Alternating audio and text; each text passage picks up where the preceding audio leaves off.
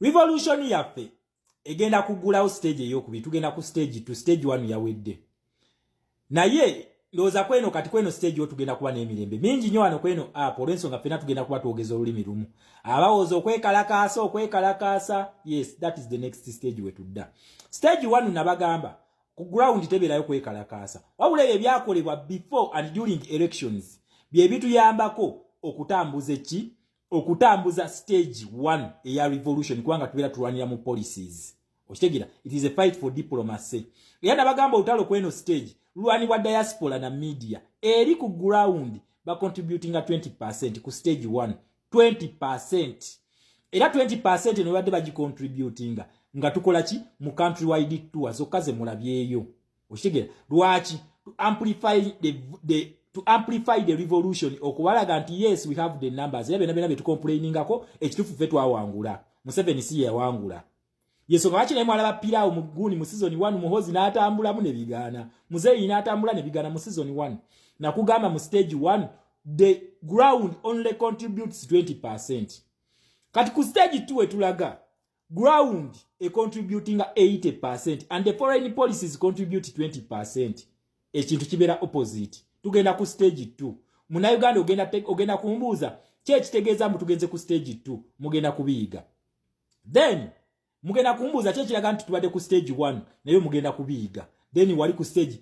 ebyo nne bintu byengenda okubasomesa nga byagala okufaanagana naye ngenda kugamba nti senga akola kino ne kino ne kino senga okiraba tugenda kuba tusituka kubanga nabagamba nti revolution eno ebe naatera okuggwa foreign policies zijja mu nsi zijja mu Uganda we mulwanira kyabamu kye ba interpreting and bagamba muze ngamba abantu tebasituka abazungu bagenda kujja balwanire ku stage 1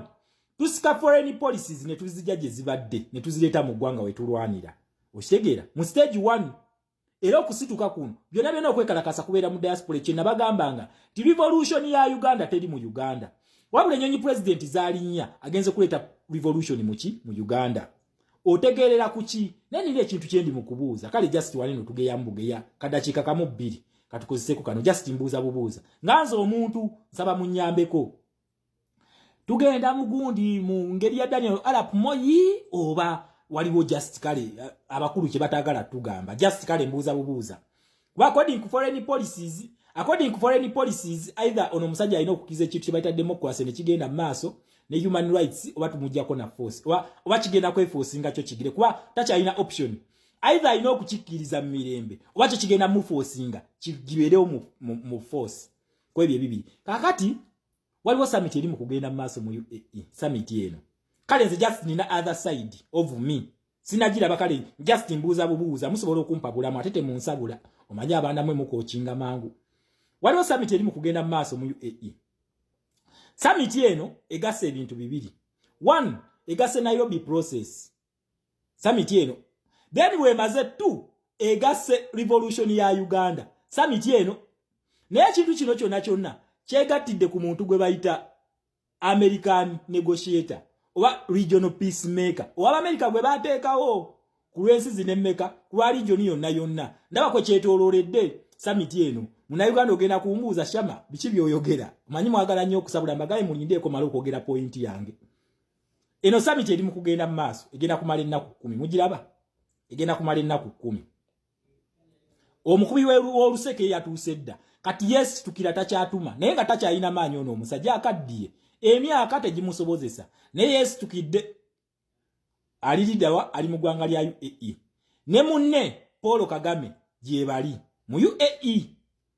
then ne American peacekeeper in the region oba negotiator ambassador wa America mu region yonna Samei Ruto naye gyali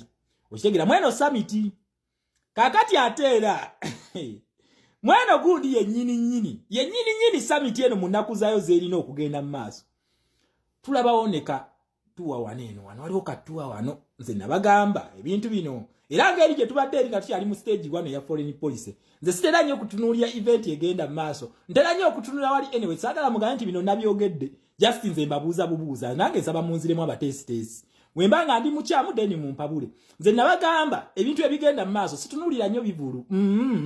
si bye ntunuulira always nze njagala nnyo ne neetegereza ndaba ekintu kino kisibira wa kakati mu kintu ekyo nzija wano ndabawo waliwo tour egenda maaso naye tulina ne summit eno ya nnaku 10 naye weeri ne tour naye ate summit eno mulimu regional peacemaker ku lw'Amerika waali mweno summit naye tulaba waliwo n'atadde omukulu w'oluseke ku gundi naye agendayo era agenda mu UAE mu kitundu kyekimu wano wonna teweetaaga visa mubeera wamu bwe bati omuntu ne wagenda nga ayambadde ebikooti tosobola kumulaba nga ziri biri ebivulu ebyeri ne batugamba agenze kuuga nabyo just njogerako boogezi temugamba mushama ate watugisiza n'otugamba biki just njogerako boogezi nga twalina gundi mu ekivulwawo mu UK nga bakatujjako sanction bagenda okutujjako bani then tugenda okulaba omuntu akubiddwa sanction bubinyo naye nga kyabadde kivulu gaggadde ne wano tuyinza okuba nga tugenda ku ngeri ya Daniel Arap Moi nga yagonze kwa stage 1 nkakasa tumukubye omusajja yagonze ono just mbuuza just asking for my neighbor temunsabula omusajja ono yagonze ku stage 1 nga yagala kuteesa yakiriza oba tuongere tumunyige kubanga Samei Ruto ku lw'Amerika abakimala kakati ate ne Congo tulaba advancement eri mu kugenda maaso mu ggwanga lya Congo okuva ono UN we yafulumiza report ne bagamba nti ono M23 yawedde emirimu n'avaayo nga yeegaana kakati ate mu kwegaana kwe twalabye parliament ya Congo ng'egamba mumukube naye mujjukire nti ono yagaana mu Rwanda process bana babiri bano bagaana okugenda omuye yagenda era omuwe yadda ne baddamu kwebuzaabuza nga abafuka banaaba okakana nga Rwanda process tukoze eki tugisazeemu ne kuwe bagambye nti mukube ne bamu ultimatum ne mugamba ajja y'amagye to advancement egenda mu maaso towns mukaaga zizze mu mikono gy'Abakongo naye nga towns zino zibadde stiff nnyo zibadde mu magye ga M23 amagye gano towns mukaaga zizze mu mikono gy'Abakongo gy'amagye ga Kongo mu North Kivu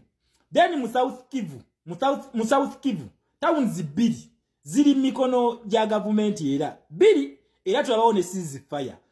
ndaba ceasefire eno eri mu meeting gye ziri then then anyway His Excellency Kyagulanyi ajja mu ggwanga lya UAE n'ekizempa naye ali mu UAE so bannayuganda mujje mu bungi nnyo tulabise kizempe bya meeting mubireko baje eziri oba teziriyo tulina okumujjako kyekikulu okitegeera owakkiriza alina kutulagira wali nti nzikiriza n'atuwa entebe yaffe naye for as long as tannakkiriza ffe tebitukwatako ebiri mu UAE nti bombi bali mu UAE tebitukwatako His Excellency Kyagulanyi ali mu UAE ne Museveni ali mu UAE mu kiseera kyekimu nga tetukirabangawoko kasokedde nga tumuvuganya anyway ebyo tebitukwatako ffe ekiriwo twagala ntebe nkiddamu twagala ntebe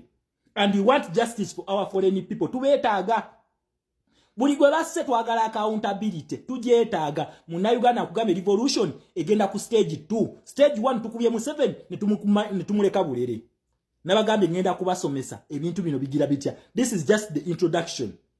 nakugamba revolution eno ebe kugulyawo stage egenda maaso eddamu bupya ebintu gye byatandikira bitya tugenda kuddamu okwewandiisa tugenda kuddamu obululu abavubuka tugenda biddamu bupya then tugenda kuddamu nominations z'aba president ne ba MPs tugenda kuddamu okulonda tugenda kuddamu campaigninga tugenda kakuuma tugenda kawangula tugenda kwerangirira kweyo stage kyekyenjawulo ku ya 2021 tetwerangirira batubba that led to the birth of the revolution kati kano kitegeeza nti Democratic Avenue zonna tuzimanyi senga akakwatamu kuba kwekalakaasa senga amenyayo Democratic Avenue yonna kubeera kwekalakaasa teri kirala okitegeera so ekyo kye bayita stage 2 okuba ku stage 1 ebibeera ku stage 1 byonna byeddamu mu stage 2 nga bwe byali kakati waneno tulina okubeera n'abeegendereza ennyo kubanga ku stage 1 twali mu paniki ne tuleeta ensolima kakati process eno weeddamu mu stage 2 already mbeera mumaze okukola observation stage part eno ngenda giddamu mu video yencha just waneno tubadde tulinawo bye twebuuza kale ebibuuzo naye nga tetujja kufuna answer wabula answer zina kubeera results nga tuzirabye okitegeera kakati ku stage 1 nkugambye byonna byonna ebintu byeddamu ku stage 2 notegeera nti kati revolution yekoze eki yegguddewo ku stage 2 then ku stage 2 ebikolebwa byanjawulo tusisinkane enkya ngenda kutandikira kweno segment yennyini eya revolution eggulawo etya biki ebikolebwa biki ebyakolebwa mu stage 1 era Museveni ono kyekiraga nti twamuwangula mu stage 1 ngenda kubibasomesa tugenda kukola summary paka ngenda kuza omwezi ameka 2 respect my people